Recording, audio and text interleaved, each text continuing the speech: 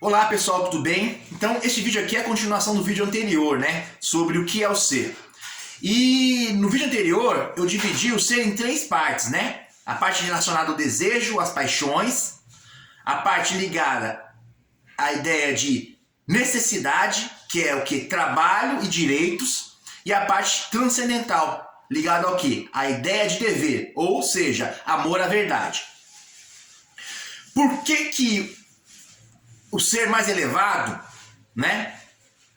Ele não é só individual, ele não se realiza apenas individualmente, mas antes é uma concepção social, comunitária, coletiva, mesmo que seja expressa em apenas um indivíduo. Por que esse dever, a ideia de dever, de amor à verdade, entra em contradição com a necessidade e com o desejo? Porque para você conceber o ser humano ou realizar o ser humano socialmente, basta, olha, não é uma ofensa, mas basta tratá-lo como um animal. Que alimentar ele e adestrar ele, que ele vai realizar as funções ali de trabalho e consumo. E para você dominar, você tem que o quê? Dividir as pessoas pelos desejos. Ora elegendo um desejo como melhor que o outro, ora elegendo o outro como melhor que aquele. Então o que acontece? A estratégia de focar a sociedade em torno do desejo, do prazer, né, na busca por consumismo, né, viagem, entretenimento, isso é uma ideia de domínio. Para o quê? Para fazer com que as pessoas não se desenvolvam enquanto seres humanos, para eles ficarem no universo o quê? Para eles ficarem naquele universo do animal, entendeu? Daquele ser que age apenas em função do seu desejo ou quando é forçado, seja pela força física ou pela privação de recursos econômicos, a trabalhar.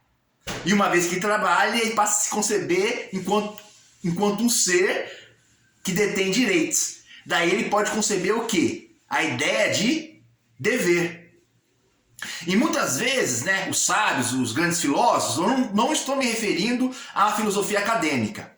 Estou me referindo aos grandes filósofos, aos grandes profetas. Eles nunca são aceitos em suas comunidades ou em seus países. Tem até o ditado, né? Casa de ferreiro, espeto de pau. Ou aquele ditado bíblico que diz que nenhum profeta é aceito em sua terra. Por quê? Porque uma vez que ele se eleva acima das massas, através de privações, de jejum, acaba tendo uma vida marginal, ele passa a ser o quê? Objeto de quê? Objeto de perigo em relação aos valores sociais fundamentados unicamente no trabalho e na tradição. Então por quê? Porque ele representa o quê? A libertação daquela sociedade daquilo que a vicia. O que vicia a sociedade? É o trabalho e a tradição. A repetição do mesmo, né, e da estabilidade. A pessoa não concebe o amor pela verdade como função última do ser humano enquanto ser aí no cosmos, no universo. É por isso que muitos filósofos, desde Sócrates, passando por Rousseau, têm essa vida, uma vida de pauperismo, de marginalização, fazem jejuns, se obrigam ao quê? Preferem ser humilhados a trabalhar e não poder pensar, a não poder criticar para fazer nascer um novo na sociedade. Entretanto, todos aqueles que ocupam cargos e posições de autoridade, assim o sabem. E talvez o maior exemplo é o exemplo do bombeiro que arrisca a própria vida para salvar o próximo, ou do soldado que arrisca a sua vida para salvar os seus companheiros. Mas a noção de sacrifício na nossa sociedade está atrelada à noção de trabalho unicamente, não à noção de amor à verdade. E é por isso que aqui no Brasil, em especial as ciências humanas, não estou me referindo às ciências exatas, às ciências biológicas, né? Ou às ciências, né, naturais. Mas em relação às ciências humanas, a academia não passa do quê? De um entreposto colonial do pensamento europeu. Porque ele se move unicamente pelas bolsas, pelo salário, e não em conceber uma nova sociedade. E não em resolver as contradições sociais.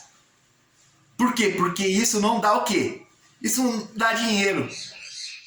E é por isso que as pessoas sempre olham os inovadores como um perigo. Perigo ao quê? Aos seus cargos. E é por isso que falta, né, tanto na academia, até mesmo no universo religioso das igrejas, uma análise precisa sobre a competição como a origem de todo o mal e os ciúmes e a inveja como manifestação de um instinto animalesco, instinto animal. Pelo contrário, a inveja, a competição é vista como algo que desenvolve, mas não. A inveja, a competição, os ciúmes, o que ele faz? Ele despotencializa os indivíduos da sociedade. Por quê? Porque ela cria o quê? Cria rivalidade. Beneficia a curto prazo o poder. Porque divide, né? Você consegue dividir. Então, assim, quem quer dominar tem que se elevar acima daquilo que se quer dominar e dividir. Então, a manifestação do ser nesses três estágios, nessas três esferas, é como se fosse um ato de fundição, um ato de trabalho em forja, em que você precisa tirar as impurezas.